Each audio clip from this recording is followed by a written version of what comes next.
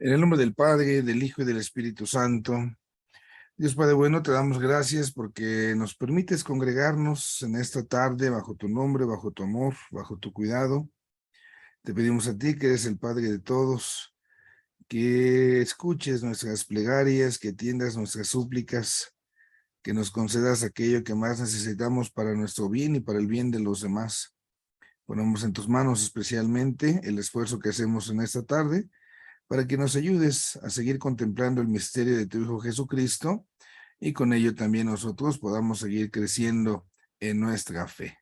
Te lo pedimos a ti, que vives y reinas por los siglos de los siglos. Amén. En el nombre del Padre, del Hijo y del Espíritu Santo. Muy bien, entonces voy a permitirme compartir la pantalla de lo que vamos a ver el día de hoy.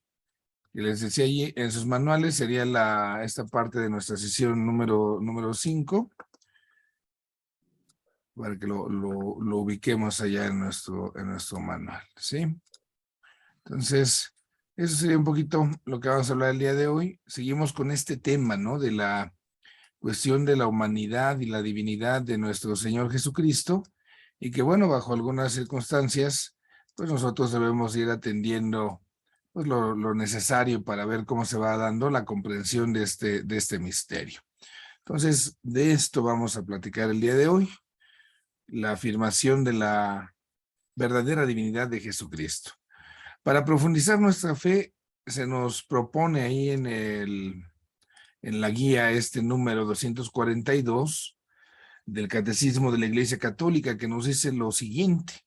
Dice el Catecismo: siguiendo la tradición apostólica, la Iglesia confesó en el año 325, en el primer concilio ecuménico de Nicea, que el Hijo es consubstancial al Padre, es decir, un solo Dios con él.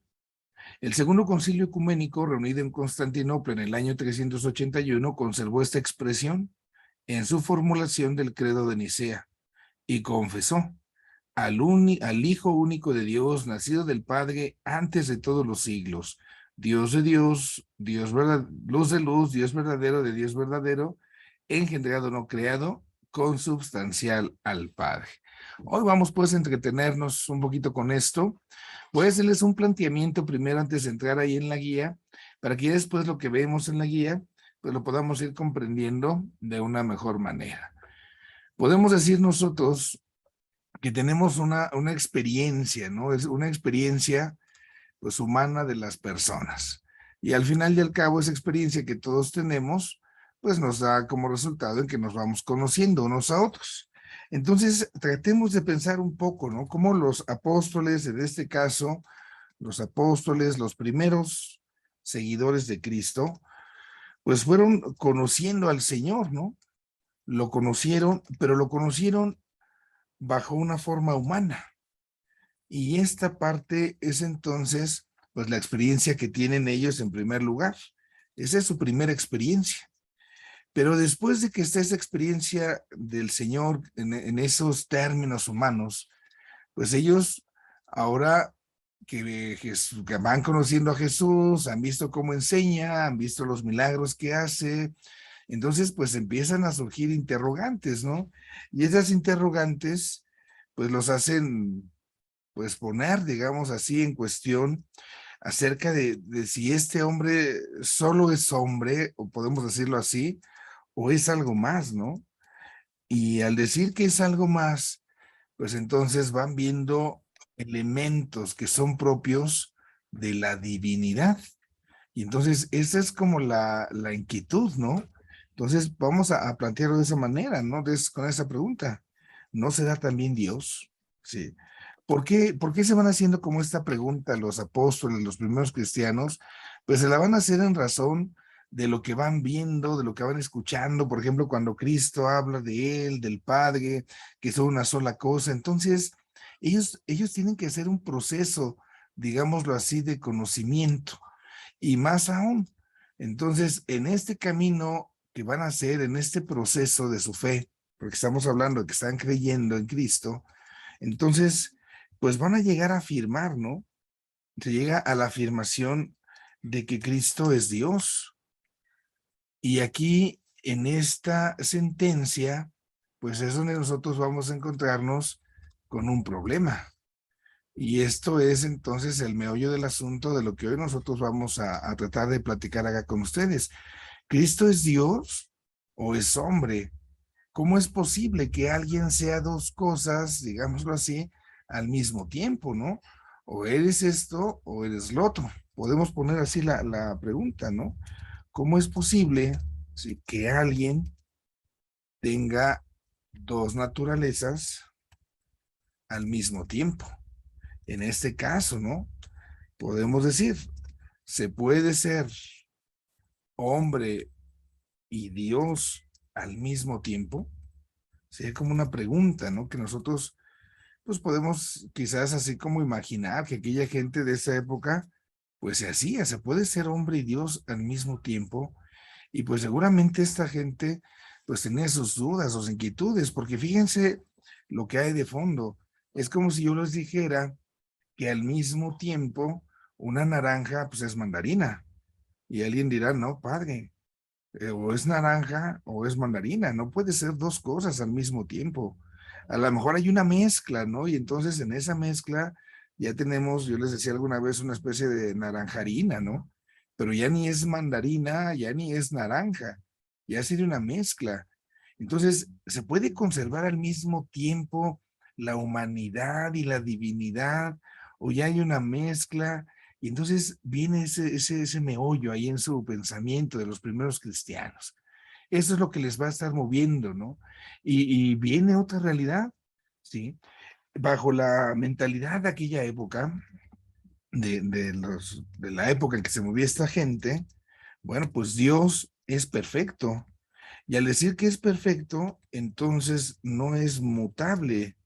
¿Qué significa decir que Dios no es mutable? Bueno, pues que no muta, ¿sí? No cambia. ¿Sí? No puede tener imperfecciones. Y acá nosotros, pues podríamos decir, el ser humano, nosotros, por ser humanos, pues ya tenemos muchas imperfecciones, ¿no? Entonces, ¿cómo juntar estas dos piezas? O sea, ¿Cristo es Dios o Cristo es hombre? Y esta pregunta va a derivar a que en algunos momentos, en alguna circunstancia, pues incluso haya algunos que se equivoquen, surgen las herejías, pero no por maldad, ¿no? Sino porque están tratando de explicar esto. Y entonces habrá a lo mejor quien dice, bueno, es que Cristo solamente era un hombre perfecto, pero al final solamente hombre, no podía ser Dios. ¿Por qué? Porque Cristo tenía hambre. Y Dios, si es perfecto, pues no puede tener hambre, porque ya tener hambre habla de que somos contingentes, de que tenemos alguna necesidad. Entonces, si decimos que Cristo es Dios, no se puede decir eso porque Cristo tiene hambre, entonces pues no se puede. Del otro lado, ¿verdad? Decían a lo mejor como que Dios venía sobre ese hombre, Cristo, y lo adoptaba, pero nada más en los momentos así como que más importantes, ¿no? Cuando Cristo hacía un milagro, entonces ahí sí venía Dios, como que se metía en la persona de Jesús, hacía el milagro y como que se iba. Esto era el adopcionismo. Se adoptaba, digamos, aquel ser humano para que fuera posible hacer eso. Y entonces van siendo pensamientos que tratan de explicarse. Y viene algo más, ¿no? ¿Cómo entender esta parte en el monoteísmo judío? Cuando se habla de un solo Dios, ¿por qué decir que hay tres personas?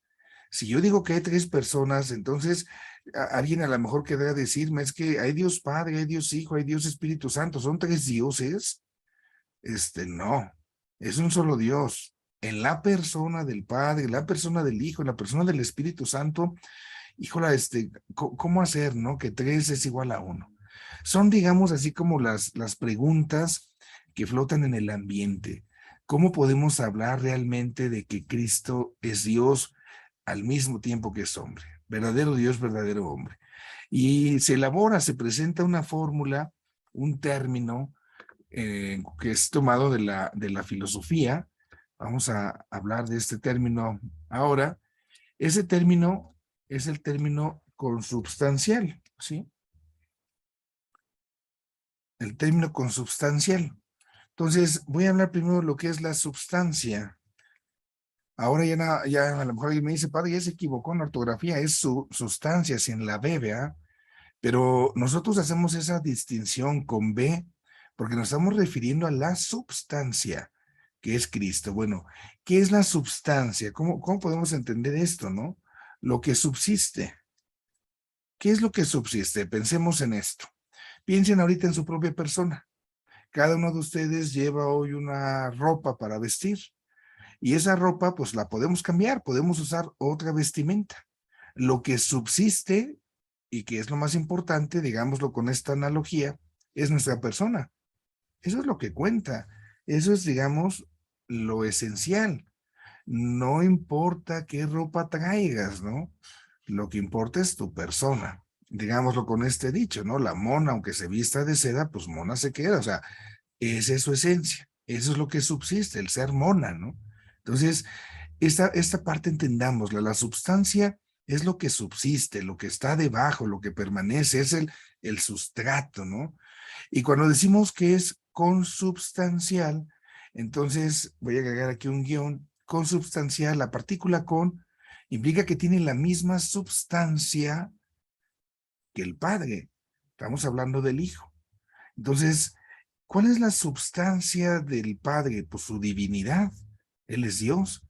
Y entonces el Padre puede manifestarse quizás de muchas formas, de muchas maneras. Pongo el ejemplo, se puede vestir, digamos, con la analogía de varias formas, pero al final lo que subsiste es su divinidad, Él es Dios. Eso no se le va a quitar, ¿no? Y en esta parte, pues se comparte con el Hijo. Nosotros esas cosas que son, digamos, que se pueden cambiar, le llamamos a eso accidentes. Son cosas accidentales.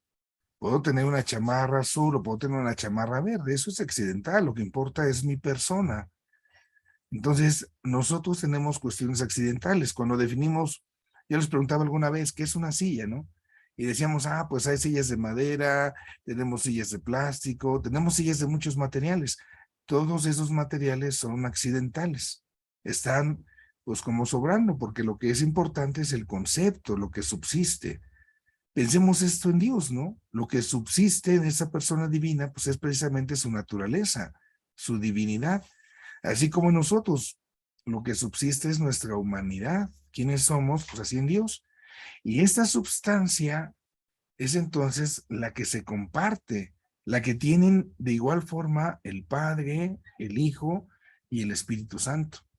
Y es aquí donde viene el problema, porque ¿cómo van a tener lo mismo? Porque si es la misma substancia, pues es quién es más importante, Dios Padre o Dios Hijo o el Espíritu Santo lo echamos al tercer lugar. Es ahí la forma en la cual ellos tratan pues de elaborar pues esa experiencia que van teniendo. Esto es así como una introducción para que nosotros podamos comprender un poco cómo es que se va dando el desarrollo precisamente de nuestra lección del día de hoy, cómo poder hablar de la divinidad del Señor Jesús. Y esta manera, pues es la que nosotros, pues ahí tenemos, ahí conservamos. Voy a borrar estas imágenes y voy a regresarme ahora a nuestra guía para que entonces vayamos haciendo esto, ¿no? Nuestro primer elemento nos habla cómo vamos a hacer un paso de la cristología bíblica a la cristología patrística. Entonces, la parte bíblica es lo que yo les decía que le pasó a los apóstoles, ¿no? Es el contacto que ellos tenían, pero en algún momento tienen que dar un paso ya reflexionado de la experiencia que habían tenido. Entonces, después de que Cristo estuvo aquí en esta tierra, pues la primera comunidad seguía profesando, ¿no? Seguía progresando en la comprensión de ese misterio, seguía reflexionando. Es decir, la experiencia que ellos tuvieron de Dios no terminó solamente en el momento en el cual Cristo subió a los cielos, sino que ellos seguían pensando en el Señor, seguían pensando en este misterio. Y aquí entonces viene una novedad. ¿Cuál es la novedad? Pues resulta que Cristo, al final y al cabo, es un Dios que se hace hombre. O sea, el perfecto se hace imperfecto. ¿Cómo explicar esto, no? Era lo que platicábamos ahorita. Y es aquí donde viene, por un lado, el frente judío. Los judíos no les cabe en la cabeza que tengamos tres personas divinas, porque es un solo Dios. ¿Cómo me dices que uno es igual a tres? Es imposible. Tenían que buscar los primeros cristianos respuesta para ello. Y del otro lado, con los paganos, pues los paganos tenían infinidad de dioses, había un politeísmo, entonces también había que estar muy, pero muy cuidadosos para no afirmar la existencia de tres dioses, porque si no estaríamos igual que los paganos, ¿no? Dios de la lluvia, Dios del sol, Dios del rayo, Dios de no sé qué, Dios de quién, no, no. Entonces, tenemos que afirmar que es un solo Dios en tres personas divinas. Es lo que sucede con los primeros cristianos. Y esto para ellos implica un esfuerzo de carácter primero apologético, pues para defenderse de aquello que está mal, pero también lo dialéctico es cuando se hace un razonamiento. La dialéctica usa una tesis, pone lo contrario, la antítesis, y saca una conclusión que le llamamos síntesis. Entonces, tiene que hacerse ese pensamiento, porque de un lado, pues había quienes negaban la verdadera divinidad de Cristo, y del otro lado había quienes negaban su verdadera humanidad. Entonces, si querían los primeros cristianos que su fe se transmitiera, que aquello que creían se siguiera dando a conocer, se siguiera inculturando, pues tenía que hacerse de la mejor manera. Esa inculturación de la fe en las comunidades judías y en las comunidades paganas, pues tenía que cuidarse mucho la forma, la manera en que se tenían que hacer. Y aquí es entonces donde se va a dar este paso, ¿no? Un paso de la cristología bíblica a la cristología patrística. Y así se van a elaborar nuestros primeros dogmas por parte de los concilios. ¿Por qué se va a hacer esto? Entonces, viene esta realidad de la reflexión cristológica, pues está rechazando metafísicamente la divinidad de Cristo por parte del helenismo. ¿Qué es esto del rechazo metafísico? La palabra metafísica, meta está más allá, ¿no? Físico, más allá de lo físico. Lo que tenemos más allá de lo físico en este caso es el ser, digamos la esencia. Entonces, la esencia de Cristo es la divinidad, es un ser divino, y esto lo rechazan la divinidad de Cristo, ya decíamos, porque es que no puede ser Cristo, porque si es hombre no puede ser Dios, a lo mejor puede ser un semidios, ¿no? Pero Dios no, ¿por qué? Porque Dios es perfecto y este hombre pues no tiene perfección en ese sentido. Y entonces se trata por un lado de ir conjugando todo el misterio de la vida humana de Cristo, desde su encarnación y todo lo que fue viviendo, toda su historia, hay que conjugarla con esta parte de la trascendencia. Va más allá de lo humano, es decir, la divinidad. Y así entonces los concilios pues tienen su chamba, tienen que encontrar las palabras adecuadas para que haya una continuidad entre lo que se enseña en la Biblia y lo que hoy se va reflexionando, lo que se va pasando. Y en la medida en que esté esa continuidad entre el dato bíblico, que es el dato revelado, y la reflexión humana, entonces se va a tener ya un camino seguro para ir haciendo esa reflexión en todos los sentidos. Ahorita estamos en Cristología, pues hablamos de Cristo. Estos son nuestros dogmas de la fe. Cuando hablamos de dogma, podemos decir que es lo menos que de manera segura se puede decir acerca de algo. Es lo menos, porque el dogma no es como luego la gente piensa, es que eres muy dogmático, eres muy cuadrado, eres muy cerrado. No, no. Ser dogmático, tener un dogma no significa ser cerrado. Es tener el cimiento y a partir de ese cimiento entonces voy a seguir reflexionando. Pero yo necesito un dato que sea seguro. Necesito un cimiento seguro. Y es lo que nos van a ayudar a hacer los concilios. Respetando, siendo fieles a la revelación, a la escritura, entonces se tiene que seguir haciendo ese proceso de reflexión. Ese es el paso que se da de lo bíblico a lo patrístico. Ahora, vamos a ver el chismito, ¿no? ¿Cómo se había puesto por ahí la cosa? ¿Cómo estaba ahí toda esta situación?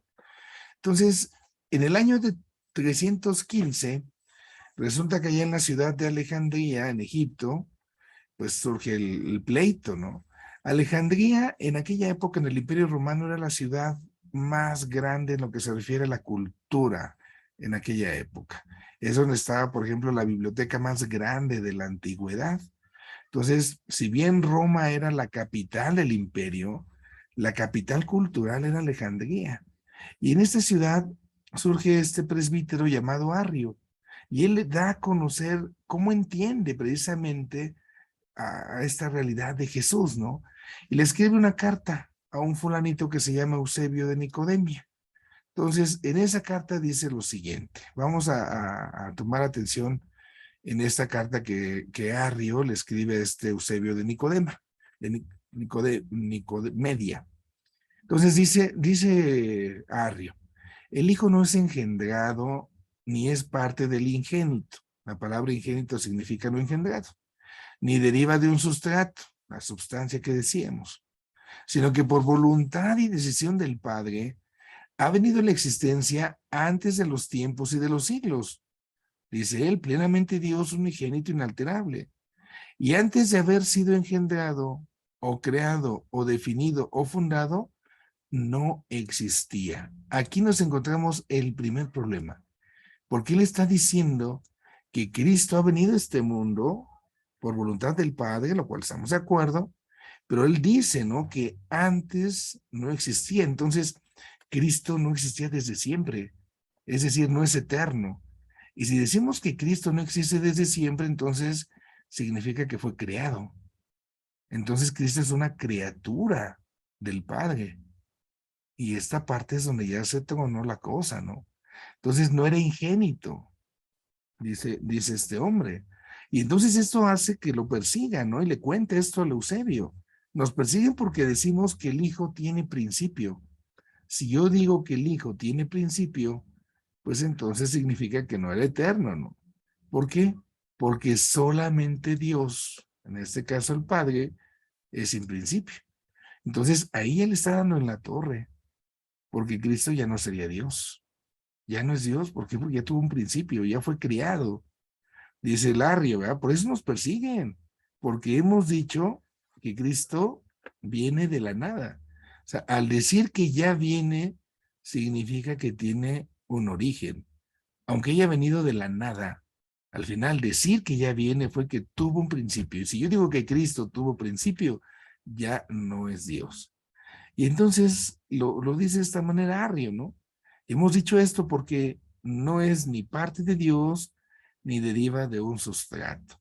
Entonces, pues solamente es hombre, a resumidas cuentas. Es una criatura, es creado, ¿no? Aunque sea la más excelsa, aunque sea la criatura más perfecta, pero sigue siendo un hombre. Y es acá donde nosotros vamos a encontrarnos con esa dificultad, con ese problema. Cristo entonces no es verdadero Dios. Este, que queda, ¿no? Entonces, para Cristo, ¿qué afirmaciones vamos a sacar de este texto de Arrio? Fíjense ustedes, ¿no? ¿Qué afirmaciones podemos decir ahí de Arrio en el texto? Pues que solamente el Padre es el ingénito, es decir, el no engendrado, es el eterno, solo el Padre. El Hijo es creado, tiene principio, fue creado a partir de la nada. En ese sentido, pues el Hijo está junto con las criaturas, está, al final y al cabo es una criatura. El Padre está más allá, es absolutamente trascendente en relación con el Hijo, ¿no? O sea, no hay así forma de una buena química entre ellos. ¿Por qué? Pues porque pues uno es más que otro. El Hijo entonces es inferior al Padre en naturaleza, en rango, en autoridad, en gloria. Y lo más que se podría decir es que Cristo es una especie de Dios menor. Decir que Cristo es un Dios menor, pues ya es algo muy atrevido, ¿no? El verdadero Dios, dice este Arrio, ¿no? El absolutamente único Dios es Dios Padre. Y fuera de él no puede haber otro. No hay otro, porque si hubiera otro, pues entonces ya le están echando competencia, ¿no? Compartir con otros la naturaleza divina sería admitir una pluralidad de dioses, de seres divinos. Y entonces sería que Dios se divide, que Dios se muda. Y esto pues ya no lo hace perfecto. Por eso entonces todo lo que existe fuera del Padre es creado y es llamado a la existencia, a la vida, a partir de la nada, ¿no? Pero al final y al cabo es creado. Y entonces el verbo, Cristo, pues sería criatura del Padre, subordinada siempre a Él.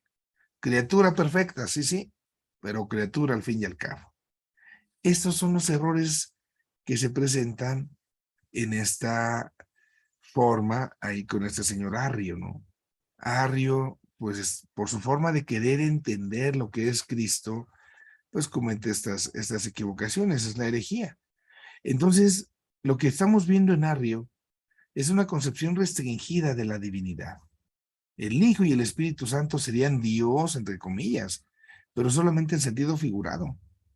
¿Por qué? porque pertenecerían más bien a las criaturas, sí perfectas y todo lo demás, pero al fin y al cabo criaturas.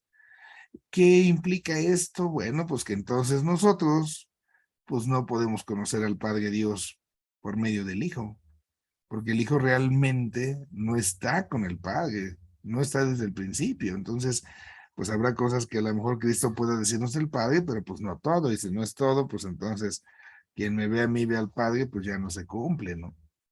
Esta es la herejía. Ese es el pensamiento de Arrio, se llama arrianismo, esta herejía, y parte bajo esta realidad, ¿no? Esa es la controversia arriana, se le llama porque se está poniendo en duda esta realidad de Cristo. De esto de la controversia arriana, voy a dejar de compartir pantalla, me regreso acá. Hasta aquí de Arrio, ¿hubiese alguna pregunta? Para que entendamos bien ahora sí lo que está mal, hay que entenderlo bien, para que veamos bien cómo es que se va dando la respuesta. De aquí de esto, del postulado arriano, ¿alguna duda? A ver, Alfonso levantó su mano. Sí, este Arrio era también un sacerdote ya, Sí. pertenecía a alguna orden en específico. No, ese sacerdote es parte de la iglesia, es parte de esas Ajá. primeras comunidades. Y les digo, o sea, al final y al cabo, lo que ellos están tratando de hacer es comprender. Tienen sus errores, ¿por qué? Pues porque hace falta esa reflexión digo, ya estamos en el año 300. Entonces, ya pasaron ya de 200 años más o menos ya de Cristo y todo esto, entonces no era fácil hacer esa reflexión. Hace rato estaba yo escuchando a los traileros, ¿no? Platicaban y decía por ahí uno, es que Dios nos manda tentaciones, padre. No, no, espérate, Dios no manda tentaciones, el tentador es el demonio. Si yo digo que Dios es el que me está tentando, pues ¿qué pasó, no? A veces nuestra forma de entender, pues tiene esas dificultades. Y aquí lo que se requiere es la precisión. Y Arrio lo hace de una manera noble, podemos decir ahí nosotros, ¿no? Pero al final, sin querer, podemos decirlo, pues le da en la torre a la divinidad de Cristo, porque Cristo queda como una mera criatura. En esta doctrina arriana, tuvo muchos seguidores en el inicio de la iglesia, porque ya van 300 años de que se había fundado. Claro. Y esos seguidores van a ser un problema grande, es la parte que vamos a ver enseguida, tan grande que algunos obispos están de acuerdo con él, no solo este fulano que era sacerdote, ¿no? Sino obispos. Y esto puso en peligro la estabilidad del Imperio Romano. Ahorita toco ese punto en lo que sigue. Pero ojo, hoy en la actualidad, en el siglo XXI que estamos, podemos hablar de nuevas formas de arrianismo, porque hay muchos que reducen a Cristo a un solo hombre en formas nuevas y todo lo demás, es que Cristo es que sí, es Cristo y todo lo demás, pero es un superhombre, ¿no? Es un gran ejemplo para nosotros. Y hay quien a lo mejor lo reconoce, pero al final y al cabo no reconocen la divinidad. Una de las sectas que son en este sentido arrianas, no porque se les califique así, pero porque mantienen este tipo de enseñanzas, son testigos de Jehová. Testigos de Jehová, en la traducción que hacen del Evangelio de Juan, en el prólogo de San Juan, por ahí al traducir una partícula, ponen un en lugar de él. Y esto hace que Cristo sea rebajado a criatura del Padre. Entonces, ahí vemos una expresión actual del arrianismo. Para un testigo de Jehová, Cristo no es Dios en el sentido estricto de la palabra como nosotros lo concebimos. Podría ser un Dios menor, podría ser un ser humano muy, muy fregón, sea cual sea, pero hay muchas expresiones de arrianismo en la actualidad. Siempre que se niega la divinidad de Cristo, se le ve como un gran hombre, como alguien respetable, como alguien venerable, pero no es Dios. Ahí vemos expresiones actuales de arrianismo. Bueno, vamos con Josefa. Sí, padre. A mí no me queda muy claro lo del dogma. ¿Es una base para la reflexión? Ajá. Imagine que ¿Es así? está haciendo su casa, ¿no? Y entonces para que su casa tenga buena estructura se necesita algo seguro. Ese es el cimiento, ¿no? Entonces los dogmas son nuestros cimientos en la fe. Cuando hablamos del dogma, eso es algo que ya no se puede echar para atrás, digamos, ya está establecido y a partir de ahí continuamos construyendo. Y se puede ir hablando de cómo el dogma va a ir evolucionando, porque vamos profundizando en la reflexión.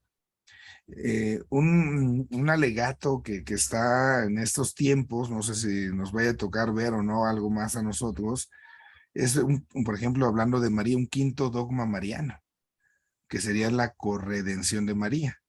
De María, hoy podemos afirmar cuatro dogmas, ¿no? Que es virgen, que es madre de Dios, se fue concebida de manera inmaculada y que fue llevada a los cielos.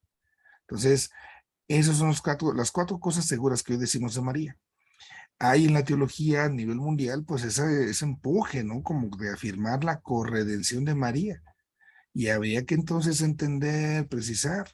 El Papa Juan Pablo pues tenía algunos pensamientos como a favor de esto, Benedicto, Papa Francisco ha dicho no, o sea, de eso ni al caso, o sea, no tiene lugar, pero ni ha dicho oficialmente que no.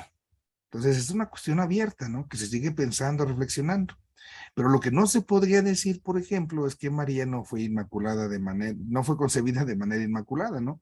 Que María nació con pecado, porque eso ya, digamos, ya está seguro.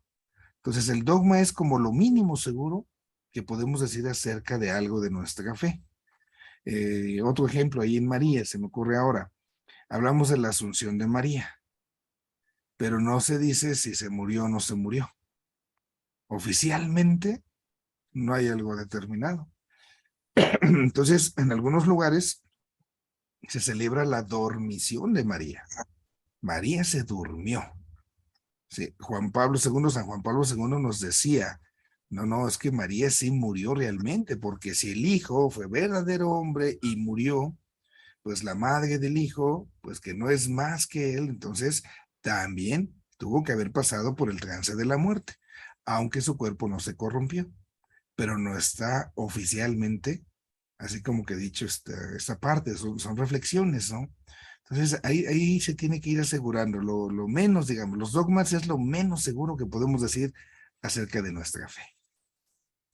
¿Sí? Gracias, padre. Muy bien, Josefa. Tita. Padre, aquí entonces me queda los dogmas porque Arrio está desde el 315 y el primer dogma fue en 325. Mi pregunta es para nosotros en la fe a ellos no les sirve el dogma, aunque sean nuestros cimientos cristianos, a ellos no, fue hechos después, como Es usted dice. que es en el contexto de la discusión arriana es donde surge ese dogma. Ajá. Que vamos a hablar. No estaba antes, entonces es más bien en las preguntas que se hacían, las dudas que había en el aire, ¿no? Que se tienen que reunir los obispos, hacen el primer concilio y entonces ya viene esta partecita de afirmar esta verdad de la fe, a razón de aquello, ¿no? Entonces no lo sabíamos porque no existía, era el momento de la reflexión. Y usted comenta que ahorita en estas fechas, por ejemplo, como los testigos de Jehová, pero sigue de este señor, sigue hasta los tiempos en cuestión de los judíos y los musulmanes que no reconocen la autenticidad. No tiene nada que ver. Eso digamos existió en la antigüedad. Lo que yo les decía en el presente hay como nuevos rostros o grupos nuevos que sin ser fundados por Arrio o como que hubiera alguna continuidad desde aquella época, no, o sea, sino como que repiten el mismo error, pero no significa que sean arrianos porque fueron fundados por Arrio, ¿no? Okay. Entonces los judíos, bueno, ahorita me explica. Gracias, padre. Bueno, doy un paso más entonces con esto de nuestra reflexión. Está la controversia, hay que dar una respuesta. Y es acá cuando viene el primer concilio ecuménico de Nicea. Se lleva a cabo en el 325. ¿Sí? Entonces, vamos a ver este concilio, solamente un poco del concilio, ya el tiempo no nos va a permitir acabarlo, pero sí quisiera que quedara claro el contexto de la respuesta y cómo se va dando. Entonces, Este tema del arrianismo, pues caray, va causando problemas en el imperio. Ya en esta época, la iglesia ha sido reconocida oficialmente como la religión oficial. El cristianismo ya es la religión oficial. Entonces, de una u otra manera, el emperador Constantino tenía que asegurar que hubiera unidad en la iglesia, porque si la iglesia estaba unida, pues también su imperio iba a estar unido. Como ya esto del arrio ya se estaba extendiendo, ya había pleito entre obispos. Y entonces el emperador Constantino, pues tiene que asegurar que eso se ponga en calma, porque si no se le van las cosas de las manos, ¿no? Y es el que convoca precisamente el concilio. Este punto es el que a veces luego por ahí discuten. Es que fue un concilio convocado por el Constantino, por el emperador, por eso no tiene validez. No, ¿cómo no? No importa quién mandó la invitación, lo que importa fue la fiesta y lo que salió de la fiesta, ¿no? Si me llegó la invitación por acá, por allá, lo que importa fue la fiesta. Y hago otra precisión. Es el primer concilio ecuménico, así se conoce, pero también recordemos que ya el concilio de Jerusalén, que nos narra los libros del libro de Hechos de los Apóstoles, también se considera un concilio. Aquí hablamos de un concilio ecuménico, donde hay ya obispos de todas las partes donde estaba ya presente la iglesia. ¿Qué podemos decir de esto, no? Bueno, pues aunque haya sido convocado por el emperador, esto no quita que esos pronunciamientos conciliares, que las conclusiones que obtuvieron los padres conciliares de esa época, pues que eran elaboradas precisamente por ellos que eran obispos y que tenían, nosotros creemos, la asistencia del Espíritu Santo, pues esto no significa que no tengan autoridad. ¿Por qué? Porque el criterio de verdad, el criterio de validez de las afirmaciones que se hicieron, no dependía del emperador. El emperador fue el que le urgía que esto estuviera en paz, pero al final y al cabo, ¿acaso los obispos, guiados por el Espíritu, conservando su fe y lo de la tradición apostólica, lo que venía enseñándose, quienes van a llegar a acuerdos, quienes van a llegar a hacer afirmaciones?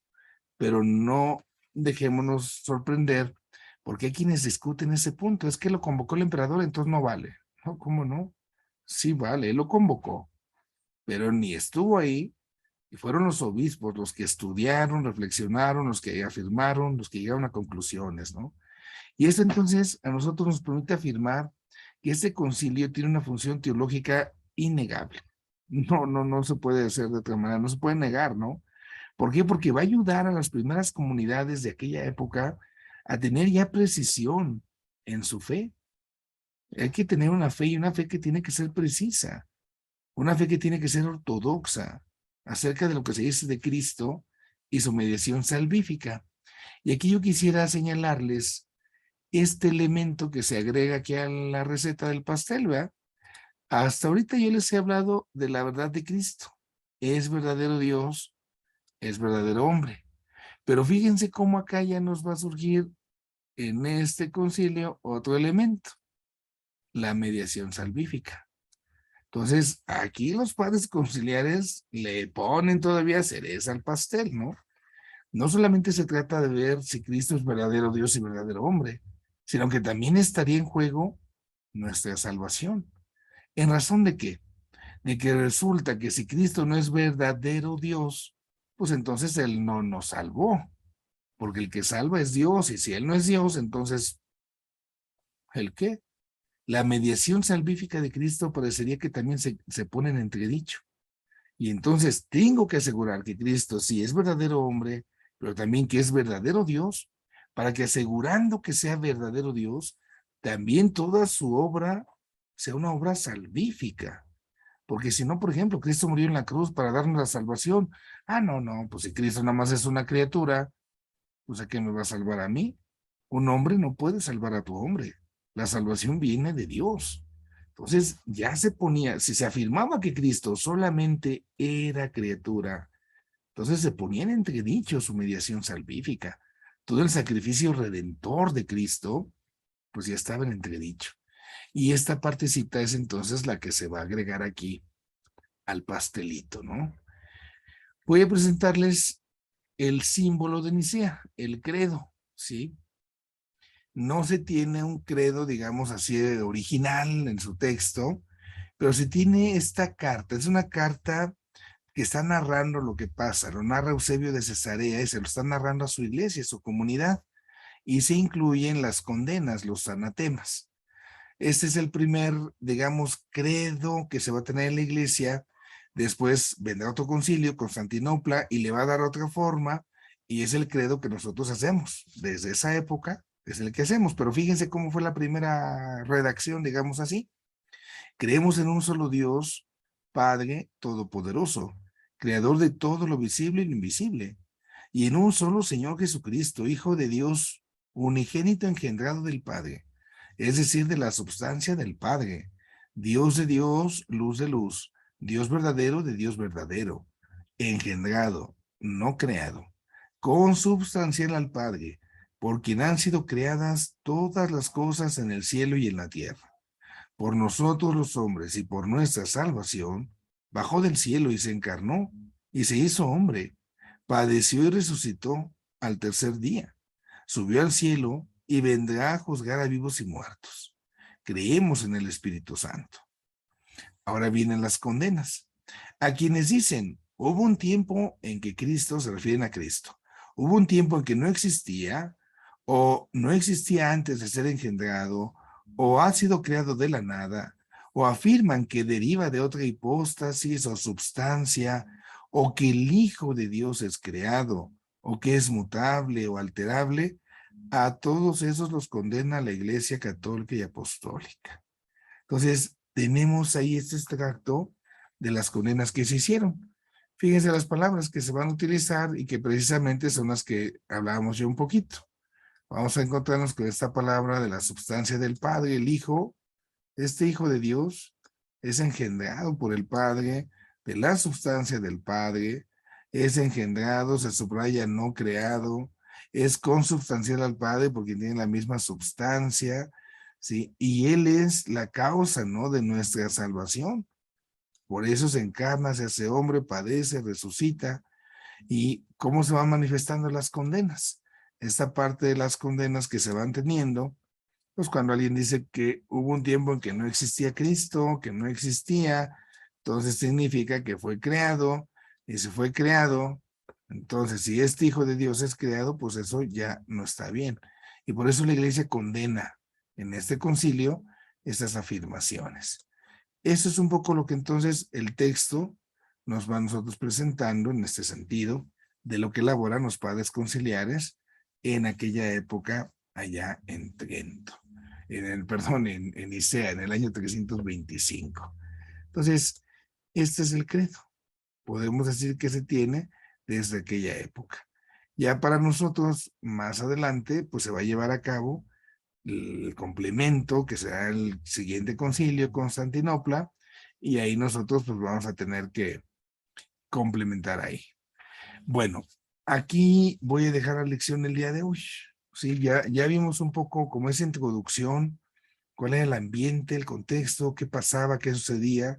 Vimos el postulado de Arrio, ¿no? Cómo Arrio pues tiene esas dudas y sin pretenderlo, por supuesto, lo subrayo, pues cae en el error, comete la herejía. Esto viene a desacomodar toda la situación del imperio, por eso el emperador mete cuchara.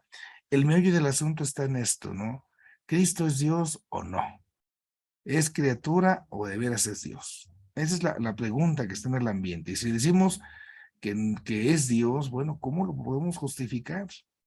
¿Cómo puedo decir esto? Porque Dios es perfecto, no puede ser hombre, no puede encarnarse, o sea, es impensable, ¿no? Es el escándalo del que habla Pablo en la carta, ¿no? La piedra de tropiezo para la comprensión. Bueno, hasta acá no sé si hubiese alguna pregunta, alguna duda en torno a esta partecita. Dejaremos aquí esta parte del concilio y la próxima semana, si Dios nos da licencia, nosotros estaríamos retomando el término del concilio para ver el contenido teológico que nos está ofreciendo. Tita, ¿quiere usted preguntar algo? ¿Tiene su manita levantada? No, padre, perdón, ¿no la bajé o qué? Yo creo que Yo- no. per- Ok. ¿Alguien tuviese alguna pregunta, alguna duda de aquí de ahorita de cómo se fue convocando esta parte del concilio? Dígame usted, don Alfonso.